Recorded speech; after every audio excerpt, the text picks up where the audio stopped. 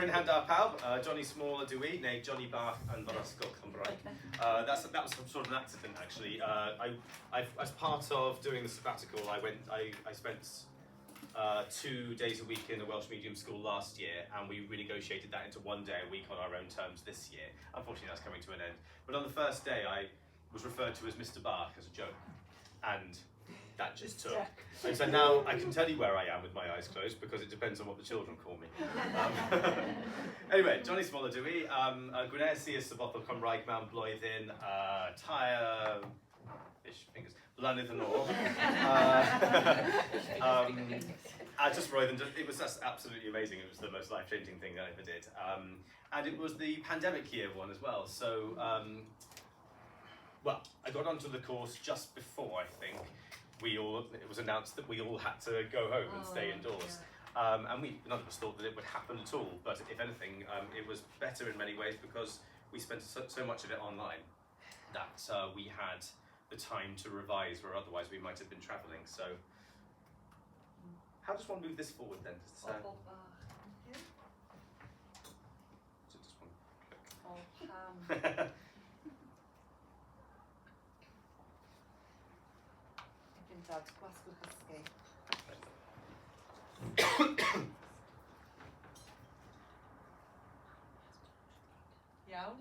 That's the one? Yeah, I'm on Goytre.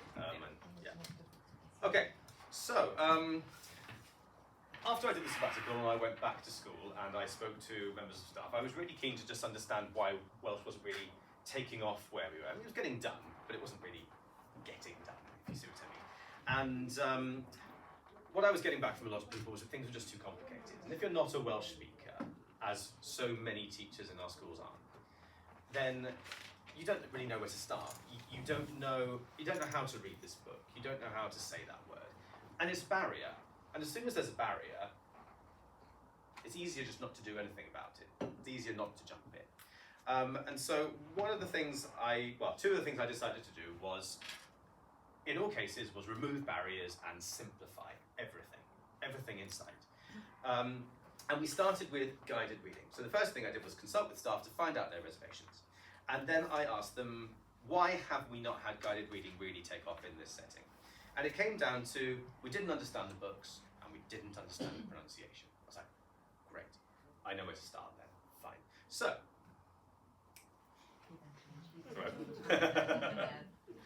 so I set about taking all of the Podantir books, of which there were roughly 60, and making these sheets that go with those Podantir books. And it wasn't just me, some people on the course, I think Harrod included. Did you do that too? Did you help me with that? No.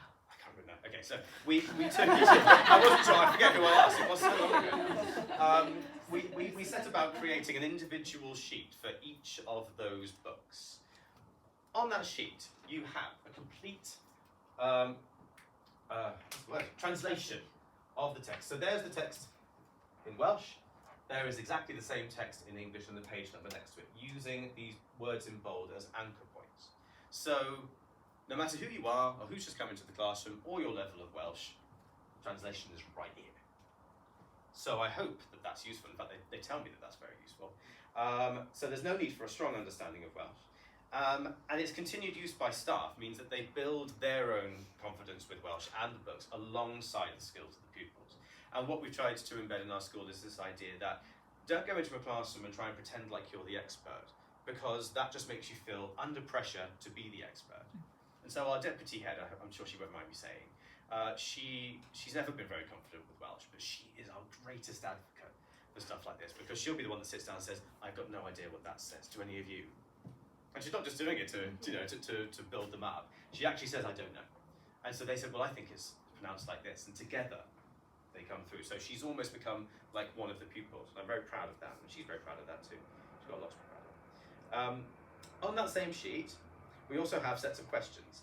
This set over here is the same on every sheet across every book, across every year group. What's the title? Who is the author? And what can you see on the cover? And that promotes fluency across multiple contexts for those questions. On this side, however, is a set of questions which is specific to that book. They took rather a lot longer to write for obvious reasons. I will be really honest and say that actually as a school, we're not quite there with using those yet, but it's an aspirational resource. We're going to get to that at some point. The more we do, and the more we move along. But it does mean that that sheet is particular to the book. What we also have on the top, this QR code here, takes the children to their own electronic copy of the book. So no more photocopying, no more need to actually have the book. I asked permission before I did that. I did. As well as an MP4 of the book being read aloud by somebody.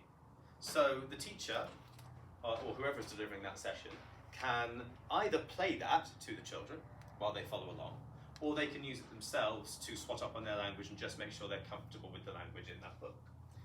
And finally, of course, you have the guided reading sheet that goes with it. So you have the electronic copy, the MP4, and you have the guided reading sheet for every book across the Podantia series. So I'm very, very grateful to the help that was given to me to complete that. And part of the reason I had the time to complete that is because I was supposed to go back to school in the just after the February half term, but I was considered a contamination risk, which I chose not to take personally. And I was just told to stay at home and do something. And I thought, well, okay, now that I have this unexpectedly huge chunk of time, what could I do with it? So I decided to go with making something that was going to take me a huge chunk of time. One a day for about 2 months. So that has meant it was a huge undertaking, but it's something we'll never have to do again. We are sharing that round as well, so other schools can use that too. I believe a few people on the sabbatical, we all shared that round, and Eston said they quite liked it as well, I think. So I'm not sure exactly what they said. We're yet to have them, touch wood. The second thing I did, and this is a much more recent thing, is trying to redesign the way we teach discrete Welsh lessons. So we're all familiar with this document because it's appeared on pretty much every slide we've seen so far. One of the most useful things I was given, as soon as this was handed to me, I thought, oh great, this means it's been spelled out in black and white, in plain English, sorry, plain Welsh, what it is I need to teach in each progression step. I thought, great, so this is where I'll start. And so what I decided to do from that point is subdivide that into 7 year groups. And I know that's not the point of the progression steps, the whole point is to lump them back in together. But what I was trying to achieve was a resource that would show progression throughout different year groups. And I'll show you what that looked like. So, I had a really fun summer holiday doing this one, because I thought I really want to hit the ground running with this in September. From September, we're all going to be using this, and we're not going to look back. And what I did is I subdivided them, and I took each language pattern, and I made a sentence builder for each and every language pattern in that pack, which totaled around 160 sentence builders eventually when we got to the end of it. Yeah, there we go. Right. So as you can see at the top, it will tell you what progression step we're in, it tells you what year group it's meant for, and it tells you what number pattern it is.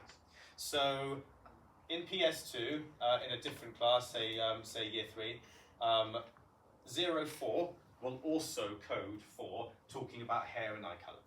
But it might not have as many of the adjectives here, and it probably, I don't think, if memory serves, it includes the third person there either. So that's how we're showing that progression. But a bit like Susie, because actually a lot of what I saw you presenting, I thought, this feels like we're on the same wavelength here, because the idea is that we're all covering that pattern around the same time, to the point we can go around the school and ask somebody, what's your hair colour? You know, despite the fact that I can see for myself what my hair colour is. And that we're all at that point of answering that question. So yeah, it took a while, but I'm really glad I did it, because we hit the ground running in September. Sorry, September. And then from there, I decided that actually we needed some sort of physical resource that the children could use. So I made a website, or as close to a website as you can when you have Google Sites, which is called Lingo Online, and it's personal to our school. So that's our homepage. That is the breakdown of all the sentence builders in each year group. If I take it into year 4, those are all the sentence builders in year 4, and then if you click on one of the drop-down menus, you get your sentence builder. So how are we all? Had a good day? And that, Lingo Online, that is accessible by QR code, and that's on all of our walls. So whenever the children need to access any of the sentence builders, all I need to tell them is get on Lingo Online, it's pattern number 6. And they know where they're looking, they scan the code, and it's there for them. It also means that they can do that independently. So if we're doing something across the curriculum instead, I can say, oh, do you know, you could talk about a character in that book with the 5 minutes we've got left. Get on Lingo Online, go to pattern number 5, and you'll be able to talk about their, no, it's pattern number 4, wasn't it? Their hair colour and their eye colour in third person, and they do. So it takes care of itself, which is nice, and all I have to tell them is a pattern number. So I just want to tell you how we actually use that then across the school, how we've started to take these resources and put them into discrete Welsh lessons. The first 4 days of a 2-week block, we did so a 2-week block, every pattern over 2 weeks. We do a 15-minute daily Welsh set of games with the resources, and that's crucial. The first week is with those resources, all the way through to day 4. And then on day 5, our first lesson will be a writing task and an oracy task without fail with those resources. That task is totally up to the teacher because I want them to be as creative as they want to be. They could do a poster, they could do a leaflet. For me, I do bog standard translation and a quick stint on Flipgrid. But it's up to them. I don't want to be overly prescriptive because I think if your class are growing bored with this or that, then do something different for them. It's all right. The fact that it keeps on coming back, touch wood, is an absolute miracle. And the way we differentiate between that work which is fully supported is by doing it at the back of their books. Back stands for beginner. And so if somebody comes in and says, well, no, so I'll come to that point later. And then in the second week, we continue on the same pattern, but without the resources. We take away the sentence builder. And the whole idea is, what have you retained? What can you remember? And even if you can't remember something, your partner probably can. It's like, oh, who remembers the word from museum? Ambieva, mate. And that's basically what we get across the classroom, is this kind of peer support rather than the resources, because they have to know that the resources won't always be there. But they are allowed to look it up in a dictionary. That's fine.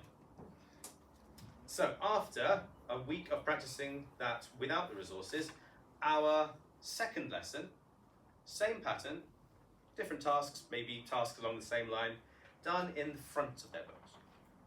And the whole purpose of that is, when someone, the head teacher, somebody from EAS or Estin come in and they say, what can these children do without support? All I have to say is, flick through the front of their books.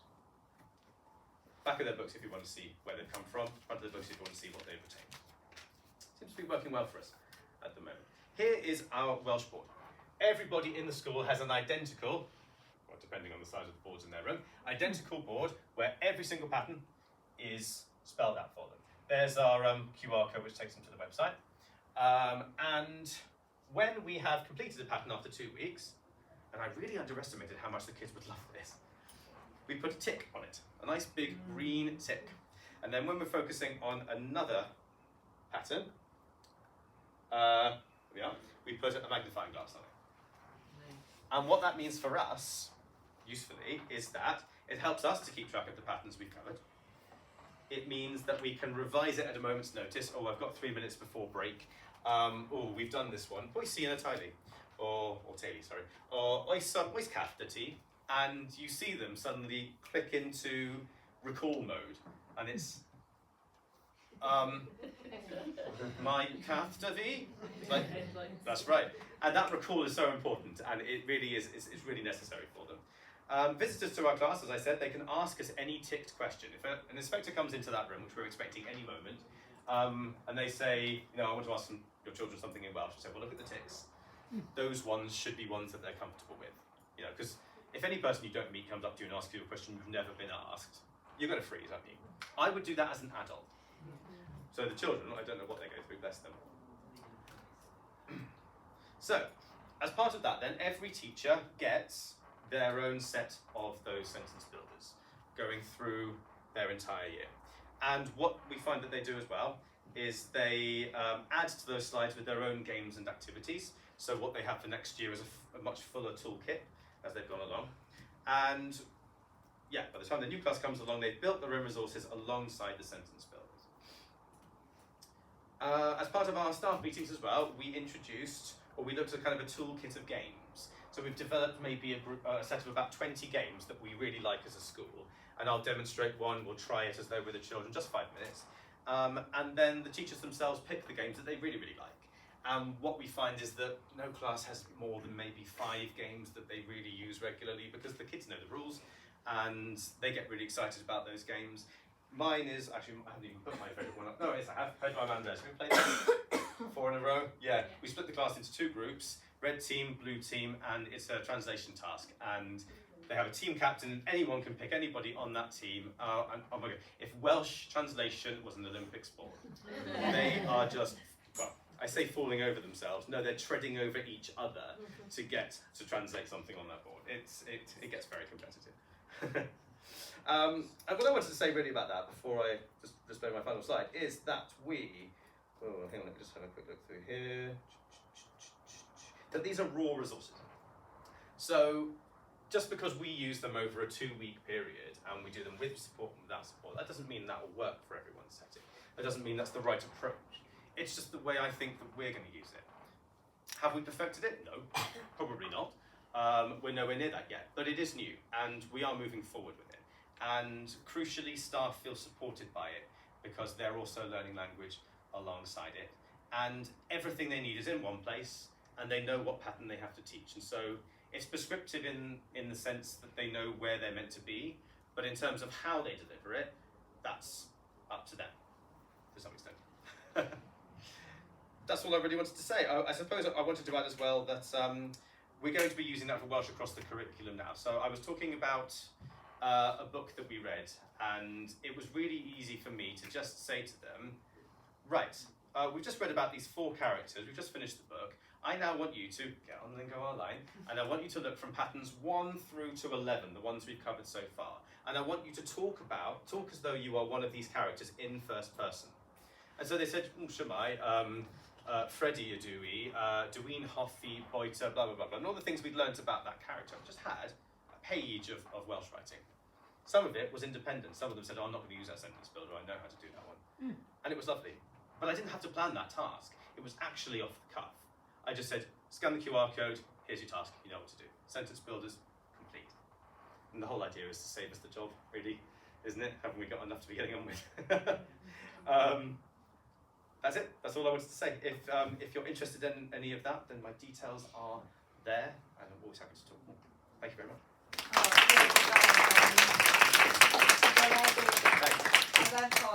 Thanks.